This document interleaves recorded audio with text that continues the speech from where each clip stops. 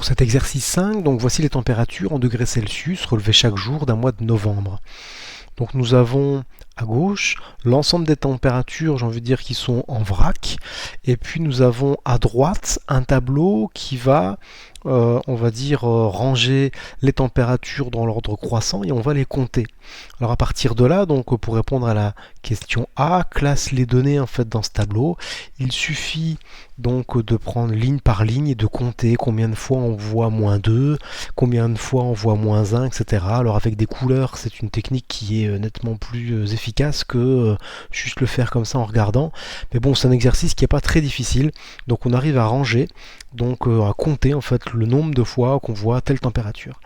Alors ce qui fait que la valeur -2, donc la température -2, on l'a vu 2 fois dans le tableau en fait de gauche. La valeur -1, on l'a vu 2 fois. La valeur 0, en fait on l'a vu 5 fois, etc. Maintenant, on nous demande de calculer la température moyenne, donc de ce mois de novembre, et d'arrondir au dixième. Alors, il y a, on va dire, deux approches. La première approche, c'est soit j'utilise le tableau de gauche et j'additionne toutes les valeurs, qu'elles soient d'ailleurs positives ou négatives, cela n'a aucune importance.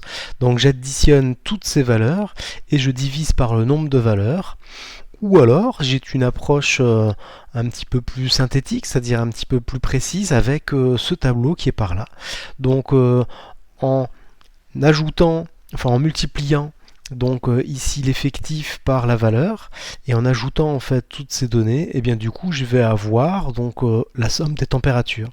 Alors le calcul qu'il y a à faire, c'est 2 fois -2, plus 2 fois -1, plus 5 fois 0, plus 2 fois 1, plus 1 fois 2, plus 2 fois 3, plus 2 fois 4, plus 7 fois 5, plus 7 fois 6.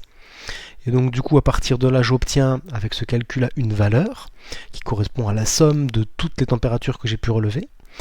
Et tout ça je le divise par bien, le nombre de jours, c'est-à-dire la somme de ces valeurs qui sont dans le tableau, c'est-à-dire 2 plus 2 plus 5 plus 2 plus 1 plus 2 plus 2 plus 7 plus 7, en mettant bien des parenthèses partout. Ça correspond, si on les comptait une par une, au nombre de valeurs qui sont en fait dans ce tableau de gauche là. À partir de là, la calculatrice est capable de faire très facilement ces calculs. On est bien sur 89, c'est la somme des températures relevées, divisé par 30. Par 30, c'est le nombre de températures que j'ai pu relever. À partir de là, c'est à peu près 2,96, etc. Donc la moyenne des températures est d'environ 3 degrés. Donc voici un exemple d'exercice où il y a cohabitation entre des valeurs à la fois positives et des valeurs négatives pour calculer des moyennes. Voilà, pour l'exercice 6, donc on vend des sapins.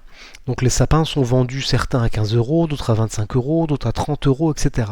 Et donc du coup, on voit dans ce tableau qu'on a vendu 20 sapins qui coûtent 15 €, on a vendu 10 sapins qui coûtent 25 €, etc. Et on me demande de calculer le prix moyen de vente d'un sapin. Et il faut arrondir le résultat au centime d'euro, enfin, en gros au centième. À partir de là, pour faire ce calcul, si j'ai vendu 20 sapins à 15 €, c'est comme si je mettais tout en vrac, donc 15, 15, 15, 15, 15, 15, 15, 15, 15, 15 € en fait à chaque fois, 20 fois de suite. Et puis après j'ai 25, 25, 25, 25 € en fait 10 fois de suite, etc. Donc ça veut dire que si je devais calculer la somme récupérée, il suffit que je fasse 20 fois 15, plus 10 fois 25, plus 20 fois 30, plus 40 fois 50, plus 30 fois 55. Ensuite, il faut que je divise par le nombre de valeurs. Et donc du coup, j'ai déjà, ou le nombre de sapins vendus, c'est pareil. J'ai déjà 20 sapins à 15 €, j'ai 10 sapins à 25 €, donc ça me fait 30 sapins en tout, plus avec les 40, ça me fait du 70, plus les 40 sapins qui sont par là, ça me fait du 110, plus les 30 sapins qui sont là, ça me fait du 140. Ça veut dire que le calcul qu'il y a à faire est bien celui-ci. On va multiplier donc dans une colonne 15 fois 20, plus, etc. Et on va diviser par 20 plus 10 plus 40 plus 40 plus 30. À partir de là, la calculette sait faire ça. Et donc du coup, on est sur 5400 divisé par 140 et on est sur environ 38,571. Ça veut dire que le prix moyen d'un sapin donc, est d'environ 38,57 €. C'est comme si on avait vendu 140 sapins avec chaque sapin coûte à peu près 38,57 €. Pour cet exercice 7, les données sont proposées sous forme de graphique. Alors, c'est une enquête qui a été réalisée auprès d'élèves de 4e du collège Jules Ferry, et donc pour savoir combien d'animaux sont à la maison. Donc, des élèves qui ont répondu j'ai pas d'animal à la maison, mais il y en a 28. Les élèves qui ont répondu j'ai un animal à la maison, il y en a 32. Et puis on peut imaginer en fait la suite du tableau. Donc la première question c'est voilà, sur le graphique, entoure dans quelle colonne serait ta réponse. Bon, j'ai rien entouré du tout, mais moi j'ai 2 chats à la maison. Et donc du coup j'entourerai la colonne où il y a le 2, par exemple. C'est juste comme ça pour information.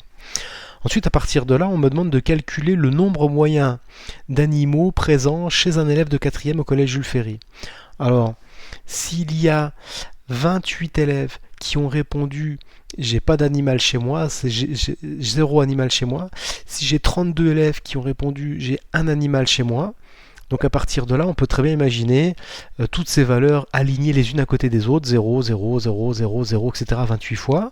Puis ensuite, un animal, un animal, un animal, un animal, ça 32 fois. J'en ai 2, 2, 2, 2, 16 fois, etc. Donc on imagine bien en fait l'ensemble des valeurs qui sont, voilà, en fait, qui ont été recueillies. Donc pour savoir quelle est la moyenne, eh bien on va tout ajouter, toutes ces valeurs là on va toutes les ajouter, et donc on va avoir le 0, on le multiplie par 28, plus le 1 qu'on a 32 fois, on le multiplie par 32, plus 2 fois 16, plus 3 fois 4, plus 4 fois 2, plus 5 fois 1, plus 6 fois 1. Voilà. Tout ça, en fait, ça représente une valeur, on ferme bien les parenthèses, qu'on va diviser par le nombre de valeurs.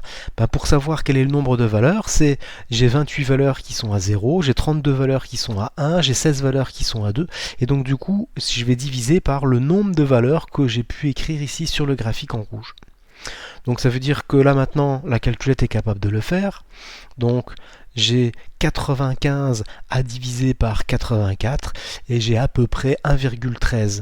Ça veut dire que le nombre moyen d'animaux est d'environ 1,1. Donc même si 1,1 animal, ça n'existe pas, c'est entre 1 et 2, mais en tout cas, en fait, un élève du collège Jules Ferry de 4e, donc a entre 1 et 2 animaux, donc chez lui, en moyenne.